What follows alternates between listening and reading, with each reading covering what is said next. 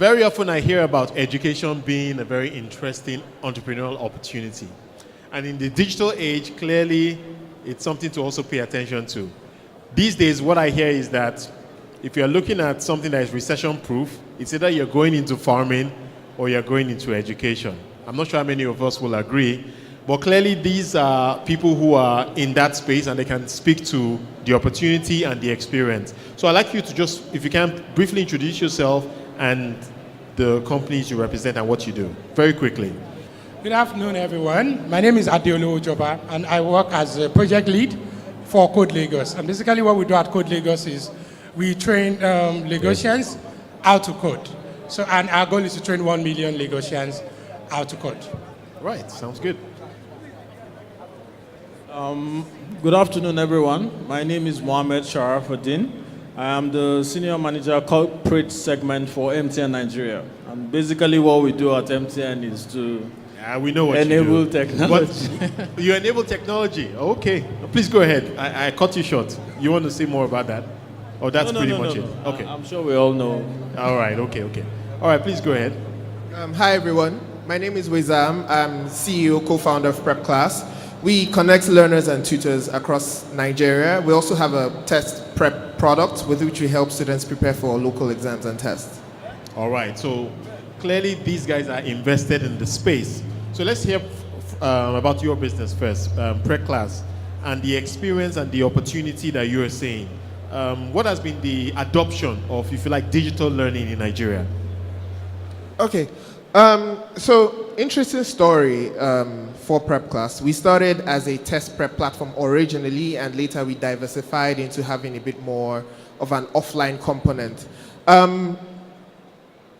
Digital education, so we focus on the K-12 segments. By that, what I mean is primary school students, secondary school students. We play more around students between the age of 4 to about 15-year-old, thereabout, preparing the students for local tests and helping them get skills. What we realized when we first started strictly focusing on a tech approach was that it was a bit more difficult for them to adopt it, in the sense that, accessibility problems, infrastructure, all those things, we all know. Internet. We all know what they are. And then at some point, in order to help them improve the experience of trying to learn from Prep Class, we started out by sending 1 or 2 tutors to their homes, and then we realized the impact it had. A lot of students came back with feedback, as well as their parents, and it was much more useful for them. So we evolved and we started providing tutors for learners across Lagos and across the country. But what we've... Sorry, just to clarify, so you are also providing tutors for students? Yes. That's part of like a segment of your business, so Exactly. So, but what we've seen as a very, very key way of helping, of using technology in the education space in Nigeria is to actually train teachers. The interesting thing about education in general is there's a very human component to it. The empathy, somebody guiding you, helping you, those are things technology in itself cannot exactly replace. Are you sure in this age of artificial intelligence, we're going to be... Okay, well, I'm here to learn and listen as well. So we've started using technology. We try to use technology to train our teachers, get feedback from them on how students are performing, standardize the content across the different learners, because the thing with one-on-one is sometimes the quality from one tutor can be higher than another. So trying to help to standardize the content across board, getting back feedback from students, analyzing that feedback, sending feedback to the parents as well. Those are the kind of things we try to use technology to do for our own field. Then for the test prep platform, students come on our app, they see questions. So we provide videos where they can watch, going beyond just text and image, saying A or B. We try to explain with these videos why a particular answer is right or wrong, analyze their performance, show them their strengths and weaknesses, and so on. Interesting point. But are these services paid for? I think that's always the big question. How do you make this a business? Yeah, the services are paid for. Okay, so can you give us a sense of how many people are paying for the service that you're providing, for instance? So we've worked with about over 3,000 families. Essentially, the model is simple. We bill the parents, they pay us, and we pay tutors. So we keep a certain commission of the payment. Think about it maybe like an Uber model, if you like. All right. Okay. Let's hear about your experience with coding. Coding is obviously a very interesting area. It's something that you can simply just expose a child to, and you never know what it's going to mean for their future. Give us a sense of how that is being adopted in Nigeria, and in terms of the digital aspect of the learning, or should I say the education that you're providing. Tell us more about how that is working out. Okay, thank you very much. So what we do basically at Code Lagos is we're focused on Lagos states, and basically the idea is to train Lagosians how to code, because we believe that if we're talking about a digital economy, there really cannot be a digital economy in the first place if we don't prepare people for that digital economy. And that's what we're doing in Code Lagos. So for example, how do we work currently? We started this last year, and you find out that a very good number of schools already have an ICT room. And if you get to the ICT room, if it's opened and students go there, beautiful. They probably do things like Microsoft Word, very basic things.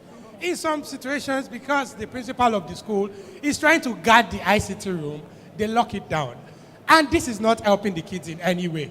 So what we did, we came up with a coding education curriculum, and we spoke with all the guys that we know we should talk to in this space, the likes of the code.org, and we try to adapt it to what our local realities in Nigeria is. And we're not just working with public schools, we're working with both government schools and private schools. And we have centers that cater for people that are out of school system. And doing this for 1 year, a few things I could tell you, just like Chukwuezam mentioned, that the teachers, they are a very, very important component in this. So you can't really get more than the quality of the teachers in the students. So if you want to train students how to code, first you need to get their teachers, you need to upskill them. So the first point of call for us is to upskill every teacher that we're going to work with in every school. So it's your model that you train the teacher and the teachers train the students? Yes, very simple. It's not a case of the students learning directly from your platform? Yeah. So we train the teachers. And the teachers, in turn, train the students in class. But how do you now monetize? Where does the cash come in for you? Okay. Or are you more of the philanthropic entrepreneur? I think I need to give a background that Code Lagos is a public-private partnership, and the idea is to make coding education accessible. We believe every child should learn how to code in Lagos. We believe every child that wants to learn how to code should have opportunity to learn how to code. And if we're talking about things like the fourth industrial revolution, we're talking about Internet of Things, we're talking about artificial intelligence, we're talking about robotics. We shouldn't be, which by now it is not negotiable. They should be introduced to these things. They should know, because we believe that it increases their chances of succeeding greatly. And it gives them... Yeah, but let's still come back to how the financial model works for you. You said it's a public-private partnership. It's a PPP, and this is purely funded by the private sector and the government. So the government is a project that was initiated by the Lagos State government in partnership with private sector. So the children themselves do not make any payments. More or less, it's absolutely free. So free to the consumer. Free to the student. So you can, for anyone who wants to learn how to code in this org, you can log on to codelagos.org. We have coding centers. At the moment, we have we have 4 coding centers in Lagos. By next month, by second week in June, we would have up to 12 centers. And in any of these centers, anyone can register. And if you are offered admission, you'll be taken in to study either of Python, Java, or web development. And we're starting a new course on blockchain development. And it's absolutely free, all at no cost. Interesting. Let's hear from MTN, because you are supporting digital education. What has been your experience, and how do you see it playing out going forward? There are 3 major areas in achieving this. And the first one is the content, which they have spoken about. We are not in the business of providing content, but we work with the likes of their organizations to provide content and then mobile devices, which are the devices on which you see all this information and learn, and then connectivity. Connectivity in terms of data and all that you need. So mostly what we do is partner with the likes of organizations like theirs to provide what we call educational bundles. So in that bundle, you will have all in all that is required to learn. And we have that for universities today. We've sold to a number of universities. We have connectivity. We provide enterprise Wi-Fi. You know, the technology, the infrastructure, the platform that is required to make this digital education work. And what are you seeing in terms of adoption of this digital education format? I think it is fantastic. It is the way to go. Because today, almost everybody here, I believe, are carrying devices. So there are tablets that are even provided for children below 18 years old. They have tablets that are already embedded with the solutions, the learning toolkit that they need to, move on in their education. So it is fantastic. It is what is needed. It is the easy way to go. Because there are times when you discover that the tutors cannot reach all the students at once. But if you have such solutions, then you will be able to pass information very easily across these devices. Of course, with provision of data, internet connectivity. Education is obviously a big challenge in Nigeria. So you can say, if you are looking at this from a classic business point of view, there is a ready market for your product. But as you mentioned, the big issue here is providing content. And in terms of taking this content across the country, I just want to hear again from you in terms of the opportunity for more entrepreneurs, tech entrepreneurs to really see education as an opportunity. Can you just speak to that? So to say education is a need is by no means overstretching a very obvious fact, right?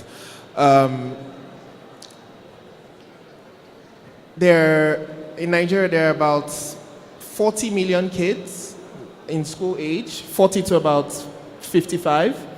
It's a humongous market. It's not a market that, even despite the number of primary and secondary schools we have across the country, there's still some 10 million students who are out of school, whether because they can't afford it or for whatever reason, but there's a clear demand, and demand is there.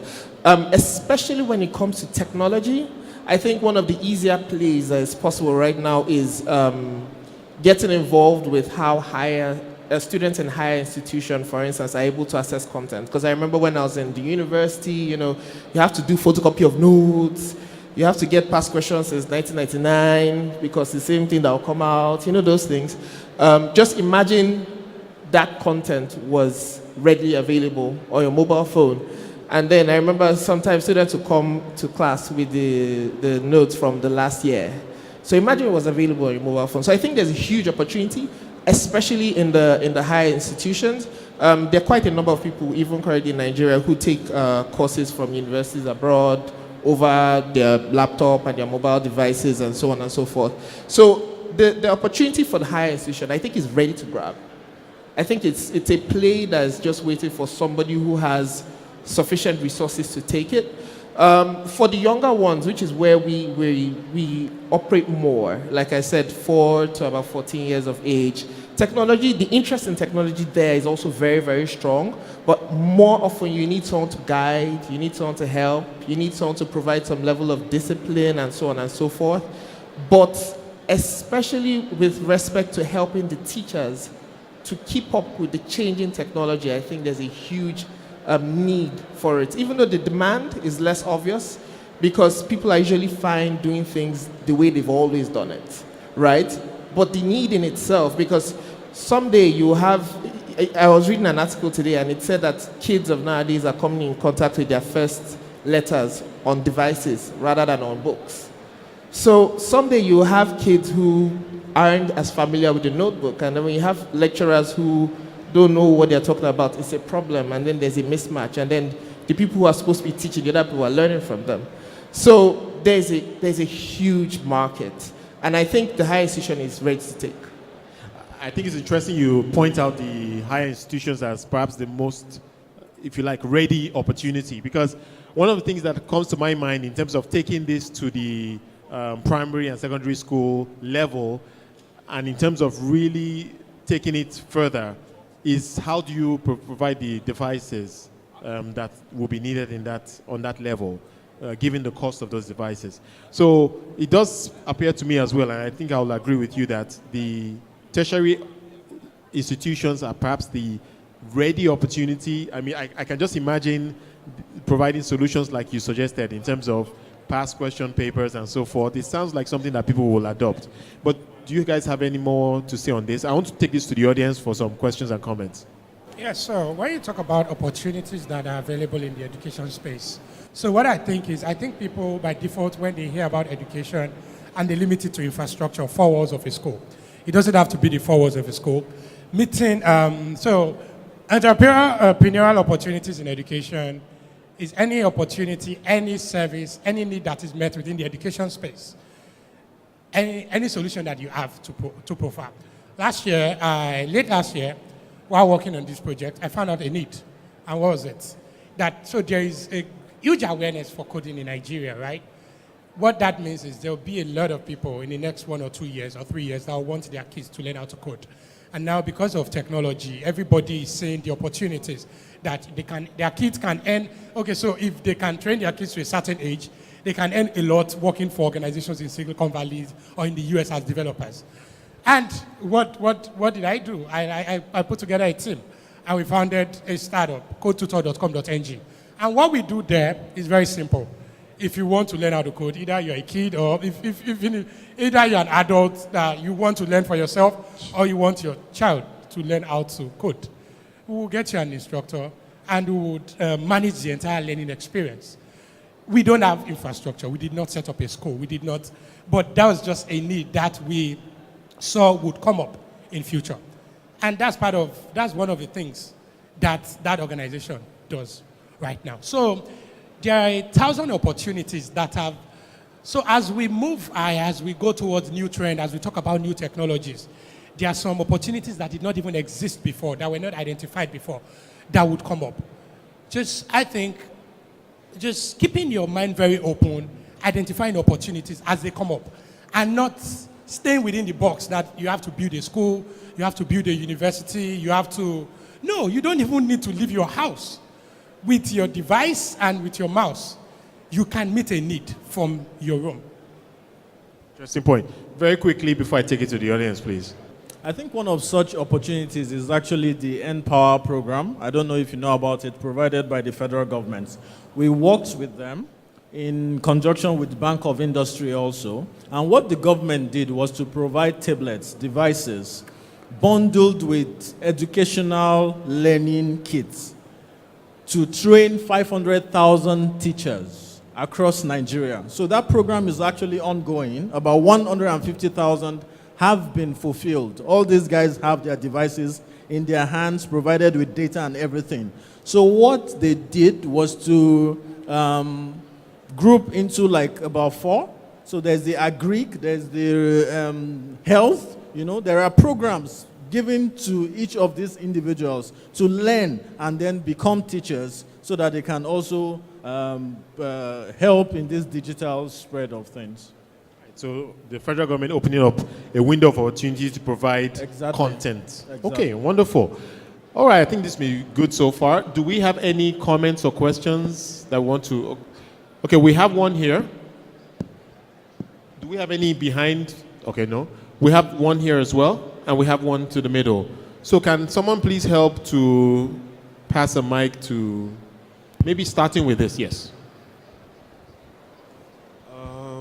Good afternoon, ladies and gentlemen. I'm actually a student. My name is Enoch Essien. I'm actually a student, and I'm looking to learn how to program Java. Like, I'm looking to learn Java. Specifically? Specifically. But the problem is, I have like a website and I have certain resources on learning it, but I don't have I don't know where I can get certified. So I'm actually directing my question towards you. Like, do you provide certification or just knowledge on the programming language? Very good question. Do you want to quickly take that before we take the others? Okay, go ahead. Thank you very much. So we don't provide certification. We provide knowledge, but we work with a cluster of partners. So if you So, please, which school are you? Okay, so because I would like to find out the name of your school, because currently we are launching the Code Lagos classes in tertiary institutions. And the idea is you can walk into any of these centers, you learn, if you want to learn Java, you learn Java. And at the end of your learning process, there is Oracle that is taking you to the next level to become a Java certified developer. So those are the things that we are putting in place, because we understand all of this has to lead to something. It has to either lead to employment, and that is where the certification comes in. So firsthand, and you probably will get a scholarship if you're an high-performing student. What we're trying to work with with our partners is the likes of the Microsoft, the Oracles, the Ciscos. That's it.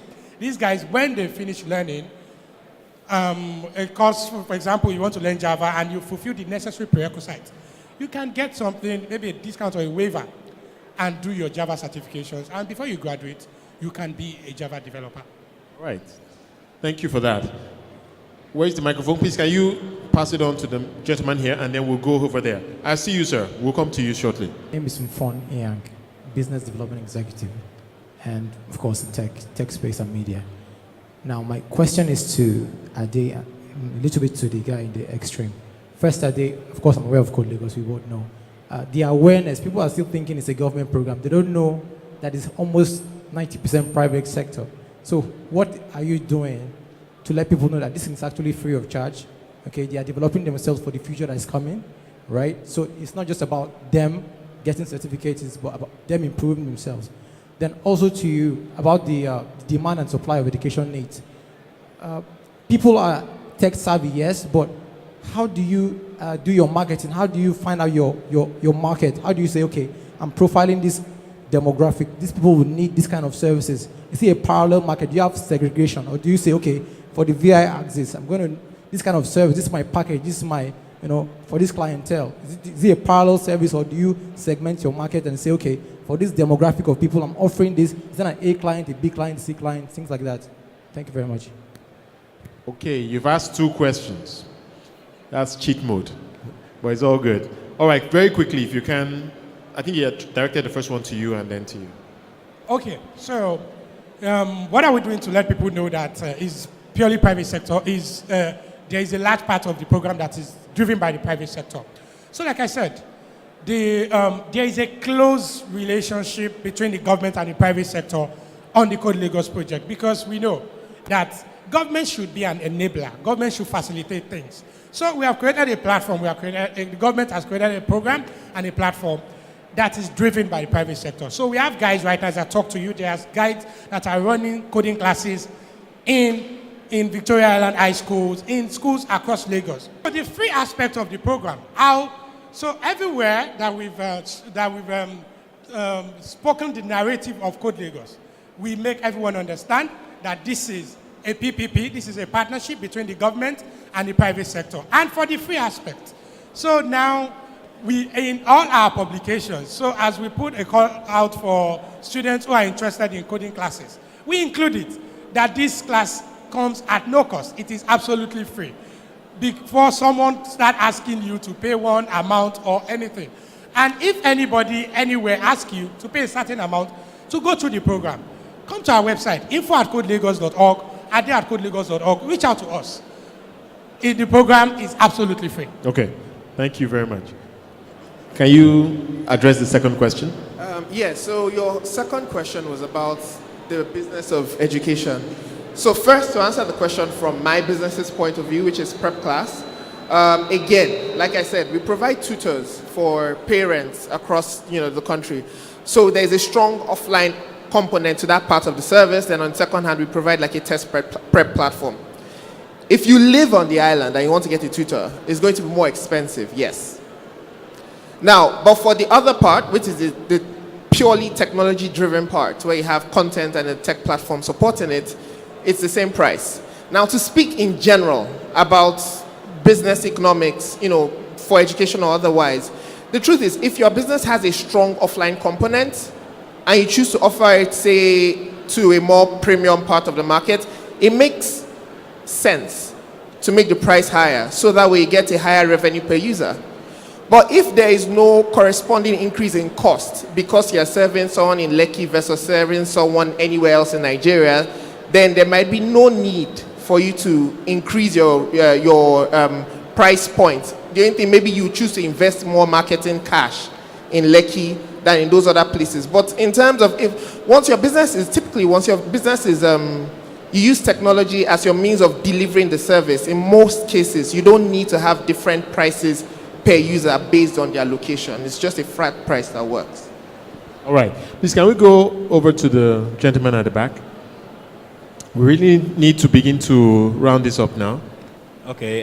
Good afternoon, everyone. My name is SA. A proponent for open source solution, and I do a lot of work in health tech and edu tech. My question really is going to the fellow from Code Lagos. I started coding when I was around 12, ZX and BBC Micros. So there's a lot of competence among a lot of IT people in Nigeria in code. But there's next to no competence on all the other things that are required to build software. So requirements gathering, designing the software itself, testing, all of these things. Nobody wants to go into them. So I walk to an IT guy and I say to him, I want this solution. The first thing he's thinking is, I have a code that can do it, or I can write a code that will get that done. What are we doing to enhance capability in these other aspects of requirements gathering, solution design, and testing? Because as far as I'm concerned, coding is a very minuscule part of software engineering. It is crucial, yes, but it is like the bricklayer who lays the block for a building. If there's no architectural design, there will be no building. So how can we improve competencies in country for requirements gathering and all the others that surround software? Thank you. Thank you for that question. So he's making a point that it's not all about coding. Do you have a response to that? Yeah, thank you for your question. So first, I need to also get the word out that our goal is to raise 1 million people to code, not to raise 1 million people to become software developers.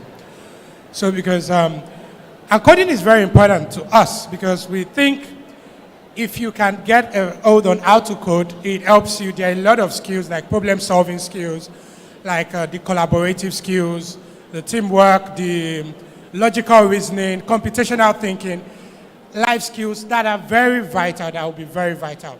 Maybe if a fraction of them would end up becoming software developers. And if you have ideas that will enhance the program about testing and other guys that will make up a very good team in software development, we're very open. We're very collaborative. Share with us, share your ideas with us. But we are not out, so a good number will end up becoming software developers, no doubt. Our goal is to make coding education accessible to all Lagosians. All right, great point. I think we have a question on this side. Please, can we come back here?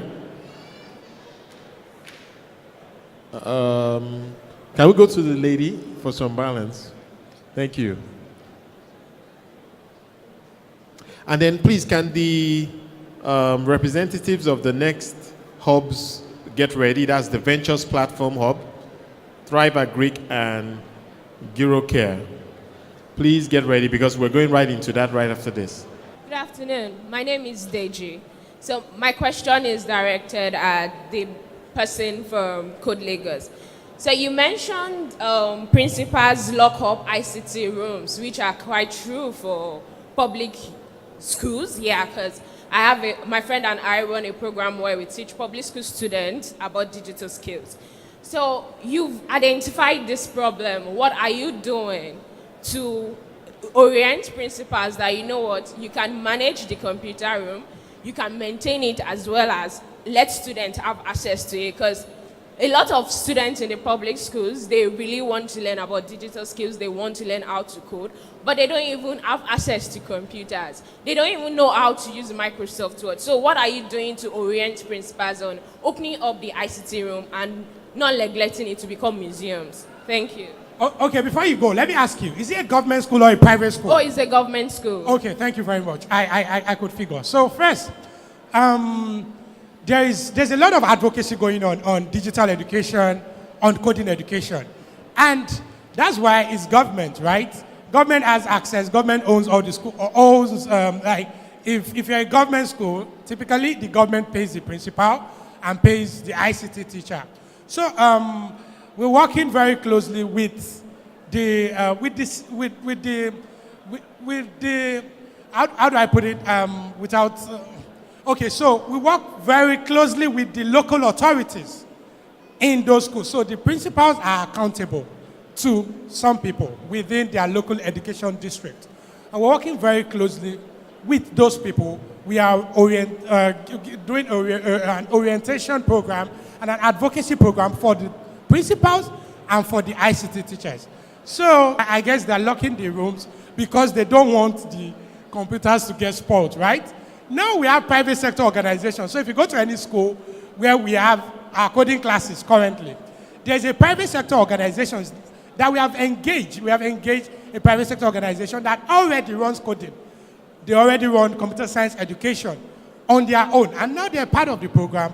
They are providing a large support for that school. So your ICT rooms, there's a defect, your projector is not working, your system is not working, your mouse is not working. They would help you fix it. And I must state at this point that if your school is a center and your classes are supposed to run by 2 p.m. and the principal of that school locks the ICT room, then the principal of that school has a case to answer. So I think that answers your question. Okay, we certainly know that the public school system is not perfect, so there will be challenges, no doubt. Unfortunately, I can take only one more question, and I'm directing it here because this is the first time we're getting a question from here. The lady at the back, actually. My question goes to Code Lagos first. Code Lagos is on the spot. I'm sorry. Okay. My question is this. The teachers you train, are they just normal classroom teachers? Normal classroom teachers. You mean the teachers in the school? Yes. Okay. Yes. So the teachers we train are the ICT teachers within the schools where we work. So they already teach ICT. What I actually wanted to do is to make a suggestion. Because I was thinking it's just classroom teachers. And I know coding is not something anybody can just do. Normal classroom teacher can do. It comes from, as in what you want to do, what you really want to do, passion and everything. So the people you are training now, I'm suggesting, instead of, because in schools, they don't even have the time to teach in universities, talk less of primary school or secondary schools. Even a lecturer that takes programming in school doesn't know the particular language he's taking, and he's taking that particular language. You get what I'm saying? So I believe if the people you are training, professionals you are bringing out, can actually go to schools, like come out, go to schools, train them, because they already know it, practically and otherwise, you understand? And it will also create even more job opportunities for the younger ones, because this is something that normal classroom teachers cannot do. No, not just anybody else that they can do it. Okay, thank you very much. Do you code? Okay. Do you code? Yes, I'm just an upcoming. Okay, what programmer. languages? C and PHP for now. Okay, thank you. For the primary school, so there are different categories within the Code Lagos program. But I think what you're talking about right now is the primary and the secondary school session, right? And which is pretty basic. So at primary school level, they learn simple things at scratch. So you cannot get a very good result if you don't upgrade the teachers. So either they are going to teach the students or not. They need to be upskilled, because in the 21st century era, a CS education teacher, a computer science teacher, should have the coding skills, should know how to program Scratch, should have a knowledge of Python. Either he's going to teach the students or not. And don't forget, we work with private sector. We work with trainers, professional trainers. Oracle trained some of these guys, and they passed. The same teachers, same classroom teachers. After going through Oracle training, they passed the Oracle certification that some people within the industry cannot pass. So what you in turn do, and trust me, it's not automatic that you will train after going through all of those training. If you have been assessed and you are fit to train, you can go ahead and train. But if not, we would engage parties. But you also need to understand that you are an ICT teacher in your domain, and somebody from nowhere is just coming as the expert. We need to be very careful the way we manage some of these things until proven otherwise. For the higher level, yes, we engage pretty good professionals who already have. So for the out of school classes, we engage professionals who can teach. All at right. that level. Thank you very much. I believe he has addressed your question. Please, can we put our hands together again for the panel? On that note, we've come to the end of this, and we're moving on to the next item on the program. So thank you again for listening.